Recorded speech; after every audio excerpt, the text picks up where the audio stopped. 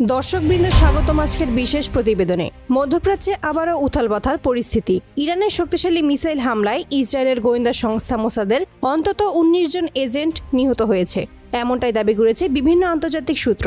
যদিও ঘটনাটি এখনও রহস্যে ঘেরা, তবে গোটা বিশ্বজুড়ে এ হামলাকে কেন্দ্র করেই তৈরি হয়েছে ব্যাপক আলোড়ন। আজকের এই রিপোর্টে তুলে ধরব পুরো ঘটনার বিশ্লেষণ। ইসরায়েল ফিলিস্তিনি উত্তেজনা নতুন কিছু নয়। ২০২৩ সালের শেষ দিক থেকেই ফিলিস্তিনের গাজা উপত্যকায় ইসরায়েলের কঠোর সামরিক অভিযান আন্তর্জাতিক মহলে তীব্র সমালোচনার সৃষ্টি করে। নারী, শিশু ও বেসামরিক মানুষের হতাহতের ঘটনায় ক্ষোভ ছড়িয়ে পড়ে বহু দেশে। আর সেই সময় থেকেই ইরান ইসরায়েলের বিরুদ্ধে অবস্থান আরও কঠোর করে তোলে। প্রথম দিকে ইরান পরোক্ষভাবে সহায়তা দিচ্ছিল মিসাইল, ড্রোন ও সামরিক প্রযুক্তি সরবরাহের মাধ্যমে। কিন্তু সময়ের সাথে পরিস্থিতি এমন পর্যায়ে পৌঁছে যে দুটি দেশ পরস্পরের ওপর সরাসরি আঘাত হানতে শুরু করে। সাম্প্রতিক হামলাটি ঘটে গভীর রাতে। ইরানি বাহিনী অত্যাধুনিক ব্যালিস্টিক মিসাইল ব্যবহার করে ইসরায়েলের অত্যন্ত সুরক্ষিত এলাকা লক্ষ্য করে আঘাত হানে। লক্ষ্য ছিল ইসরায়েলের গোয়েন্দা সংস্থা মোসাদের প্রধান অপারেশনাল কমপ্লেক্স। মিসাইলগুলো এতটাই দ্রুত ও উন্নত মানের ছিল যে ইসরায়েলের বহু প্রশংসিত প্রতিরক্ষা ব্যবস্থা আয়রন ডোম কার্যত নিষ্ক্রিয় হয়ে পড়ে। প্রতিরক্ষা ব্যবস্থা মিসাইলগুলোকে শনাক্ত করলেও বাধা দিতে ব্যর্থ হয়। এ হামলায় মোসাদের অন্তত ১৯ জন কর্মকর্তা ও ফিল্ড এজেন্ট নিহত এবং আরও শতাধিক ব্যক্তি আহত হয়েছে বলে দাবি করেছে বেশ কয়েকটি আন্তর্জাতিক নিউজ পোর্টাল।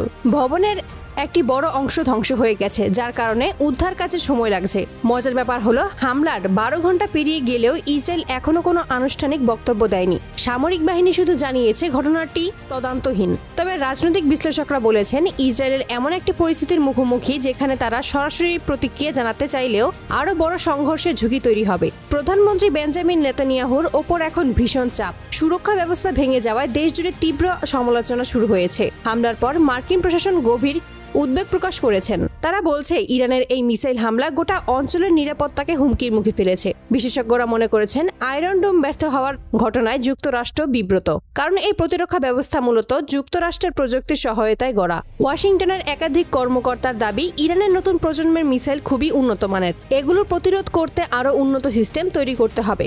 হামলার পর ইরান জানায়, এটি কেবল শক্তির একটি সামান্য প্রদর্শন। প্রয়োজন হলে ইরান ইসরায়েলের যে কোনো সামরিক বা গোয়েন্দা স্থাপনার আরও শক্তিশালী হামলা চালাতে সক্ষম। ইরানি কমান্ডারগণ আরও বলেন, ফিলিস্তিনের নির্যাতিত মানুষের ওপর ইসরায়েলের আক্রমণ থামানোর উদ্দেশ্যই এই বার্তা দেওয়া হয়েছে।